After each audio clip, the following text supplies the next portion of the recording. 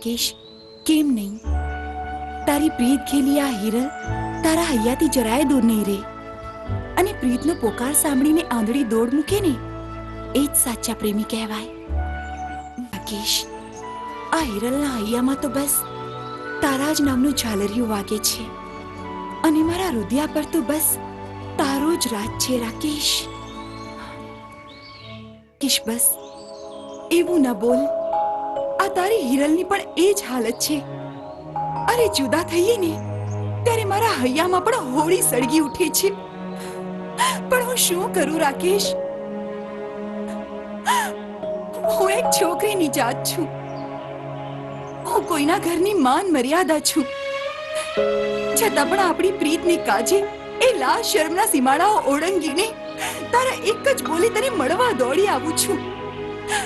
અને આપણી આ પવિત્ર પ્રીત તારા સુધી ખેંચી લાવવા મને મજબૂર કરે છે. મારો પ્રાણ ગોરી હૈયે વાગ્યા રે તારી પ્રીત્યુના બાણ. ગોરી હૈયે વાગ્યા રે તારી પ્રીત્યુના બાણ.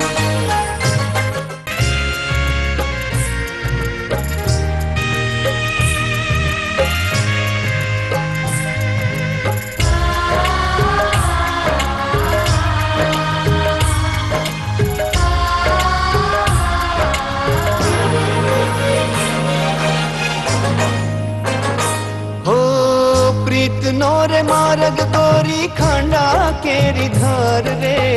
પરવા નથી જો હોય સજની તારો સાથ રે.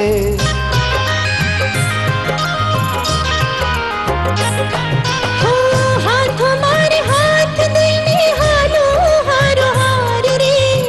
સુખમાં કે દુઃખમાં ના છોડ તારો સાથ રે. સુખમાં કે દુઃખમાં ના છોડ તારો સાથ રે. આ મનની માનેલી મારા હૃદયે વસેલી.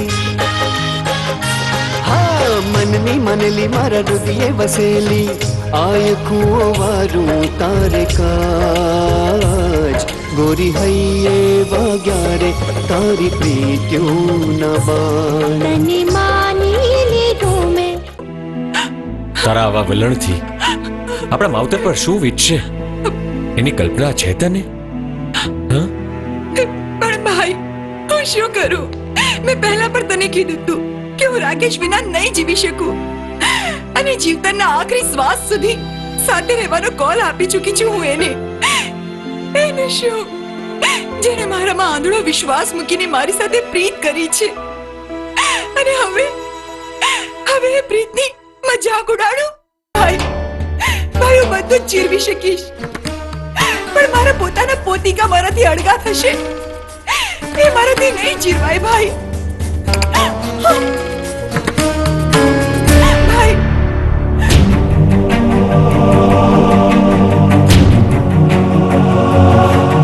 ભલે મને તું કઈ ન કહે, પણ તારી આંખમાં જોઈને મને બધું જ સમજાઈ ગયું છે. બેન, હાથ સમજાવવાની હું કોશિશ કરું છું. હા ભાઈ, મને માફ કરી દે. આ કોઈની આબરૂને કાજે હું મારી પ્રીતનો ત્યાગ કરવા માટે તૈયાર છું. મને આ સદ પણ મંજૂર છે. બેના, બેના, ભાઈ,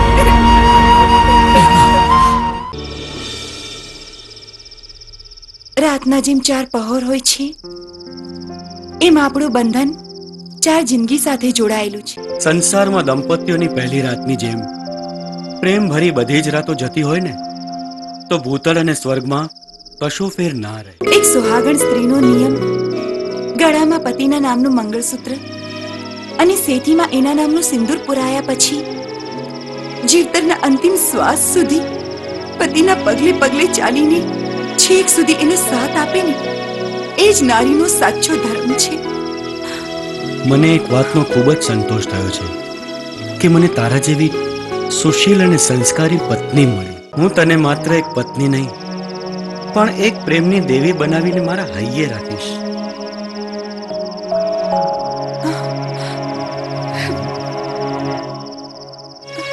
હીરા.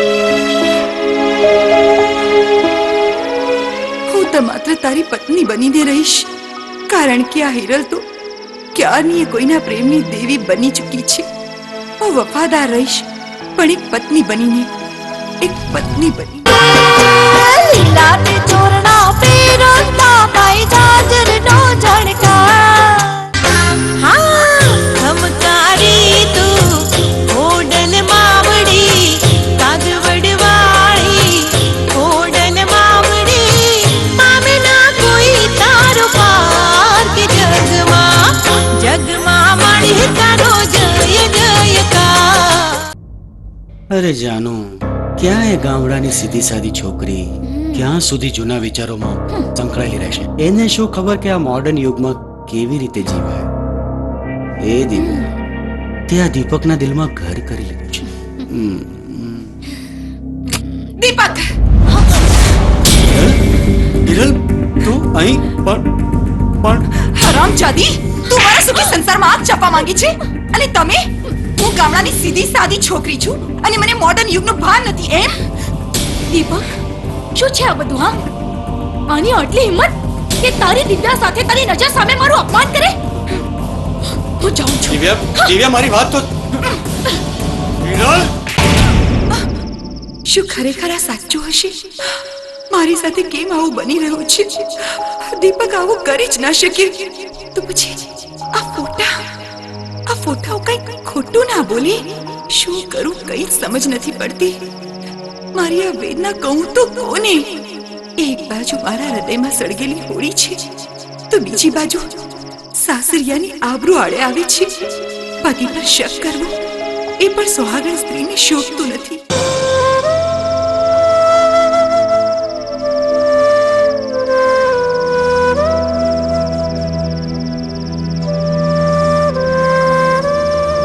હિરલબેન, ભાભી, તમે પણ આ કોઈના મોઢેથી સાંભળેલી વાહિયાત વાત નથી ભાભી.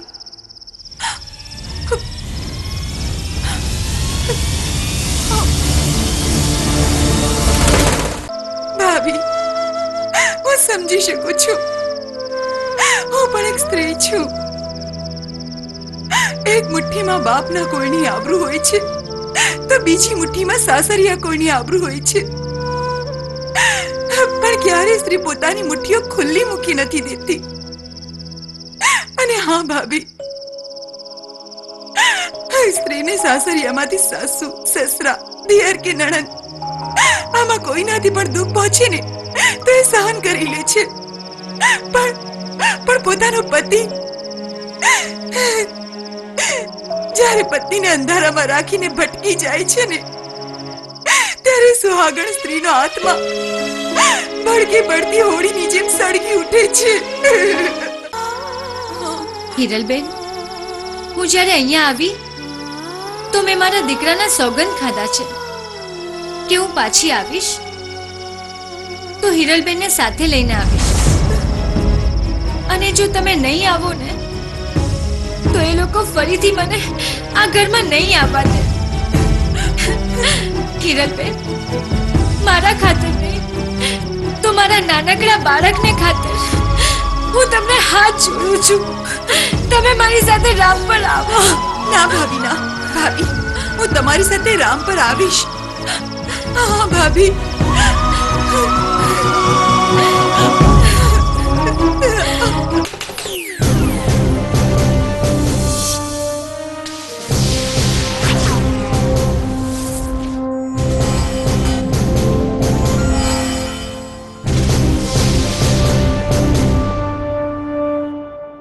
અને નિશાંતે નક્કી કર્યું છે કે અમારું પ્રથમ બાળક અમે તમને દત્તક આપી દઈએ. કૃષ્ણને બે માં નહોતી, દેવકી અને જશોદા, તો હું બનીશ એની દેવકી અને તમે જશોદા. ગંગા, આવા આધુનિક જમાનામાં તે આવા કઈ નામ રખાતા હશે? ગંગા. એમાં હસવાની શી વાત છે? આટલું તો સરસ નામ છે, ગંગા. જેના નામનું રટણ કરતા જ મનમાં પવિત્રતાની ભાવના જન્મે. અરે આપણી દીકરીનું જ નામ ગંગા હોય તો કેટલું સરસ. આમ આખા ઘરમાં પવિત્રતાની સુવાસ ફેલાઈ રહે. લોકો ગંગા કિનારે આશીર્વાદ લેવા માટે જાય છે, અને આ તો આપણી દીકરીનું જ નામ ગંગા. કેટલું સરસ નામ છે ગંગા. અને હા, સારું સારું, બહુ થયું. ચલો, નાસ્તો નથી કરવો અને ઓફિસે નથી જવાનું કે? જવાનું છે, જવાનું છે. ચલો, ચલો. ચાલો. હા દીદી, ફોન ઉઠાવતા કેમ આટલી બધી વાર લાગી? અને હમણાંના તો તમે ફોન પણ નથી કરતા. પ્લીઝ દીદી, તમે ખોટું ના લગાડતા.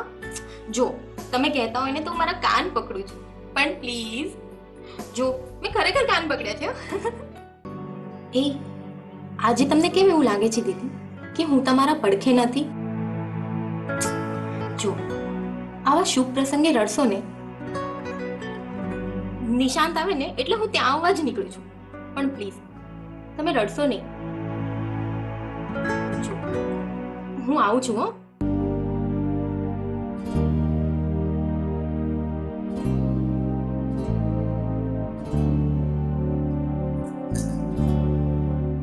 આ નિશાંત પણ ગુંદરીઓ છે, જ્યાં જાય ને ત્યાં ચીપકી જાય છે. ફોન પણ નથી ઉઠાવતો.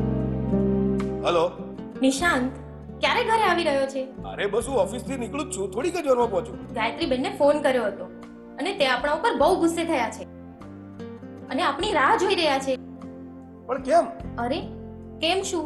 ગાયત્રી બેન કહે છે કે આવા પ્રસંગમાં તો આગલા દિવસે આપણે એમના ઘરે જવું જોઈએ. નામકરણની બધી તૈયારીઓ કરવાની છે અને તેઓ એકલા પડી ગયા છે. હા હા ડોન્ટ વરી, હું બસ પહોંચું છું. ગાયત્રી બેનને હું સમજાવી દઈશ. ઓકે?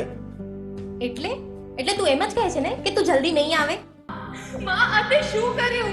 અરે તેનું મોઢું પણ કોઈ ના જોવે એવી એક ડાકણ મારી પૌત્રીનું નામકરણ કરે.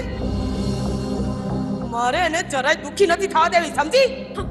સગી દીકરી ક્યાં અને કયા ખૂણામાં પડી છે એનું તો તમે ધ્યાન રાખ્યું નહીં, અને હવે તમે આનું ધ્યાન રાખવા નીકળી પડ્યા છો. બોલવામાં ભાન રાખો, એ મારા પતિ છે. આજકાલની છોકરી તો મારી સામે બોલે છે. તને તારા બાપનું અપમાન કરતા શરમ નથી આવતી? અને તમે લોકો મારા પતિનું અપમાન કરી શકો છો કેમ? જેને પારકાનું સ્વમાન સાચવતા ના આવડે ને એનું તો અપમાન જ થાય. ખબરદાર જો હવે આગળ એક પણ શબ્દ બોલી છે તો શું કરી લેશો? આવની ખબરદાર!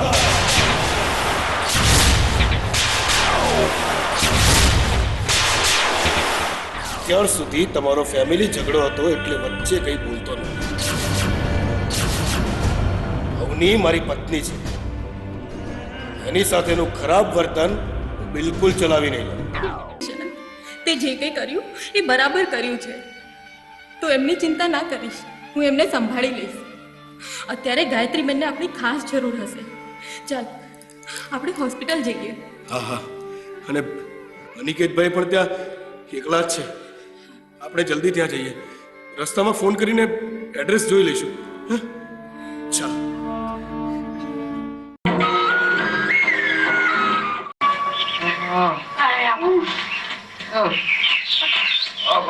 ನಡೆದು ಸಾಕಾಗೋಯ್ತು. ಅಶ್ವಿನ್ ಒಂದ್ ಸ್ವಲ್ಪ ಎತ್ಕೊಳ್ಳೋ. ಪುಟ್ಟ ನೀನ್ ನನ್ನ ಎತ್ಕೊಳ್ಳೋ. ನಿಮ್ ಎತ್ಕೋಬೇಕಾ? ಎತ್ತಿಕೊಳ್ಳ ನಿನ್ನ ಒತ್ಕೊಂಡ್ಲ, ಎತ್ತಿಕೊಳ್ಳ ನಿನ್ನ ಒತ್ಕೊಂಡ್ಲ. ಆಗ್ತಾ ಇಲ್ಲ ಸುಮ್ಮನೆ. ನೀನ್ ಎತ್ಕೋಬೇಕು ಅಂತ ನನ್ಗೆ ತುಂಬಾ ಆಸೆ ಇದೆ, ಆದ್ರೆ ಆಗ್ತಾ ಇಲ್ಲ. ಆಕ್ಚುಲಿ ನನ್ ಸ್ಟೀಲ್ ಮಾಡೀನಿ. ನಡೆದು ಸಾಕಾಗ್ ಬೇಡ. ಅಶ್ವಿನ್ ನೀನಾದ್ರೂ ನನ್ನ ಎತ್ಕೊಳ್ಳೋ. ನಾನ್ ನೀನ್ ಎತ್ಕೋಬೇಕಾ? ಬೇರೆ ಆಗಲ್ಲ ಬಿಡ. ಆಗಲ್ಲ ಅಂತ ಹೇಳಿಲ್ಲ.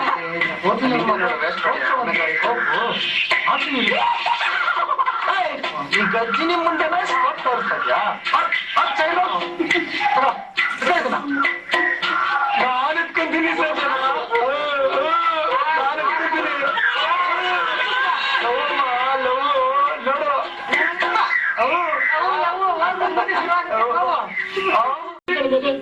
ನನ್ನ ತಾಯಿ ನನಗೆ ಸಿಕ್ಕಿದ್ದಾರೆ. ನನಗೆ ಹೊಸ ಚೈತನ್ಯ ಬಂದಿದೆ. ನಿನ್ನಿಂದಾಗಿ ಅವಳ ಜೀವನಕ್ಕೊಂದು ಹೊಸ ರೂಪ ಸಿಕ್ಕಿದೆ ಕ್ರಾಂತಿ.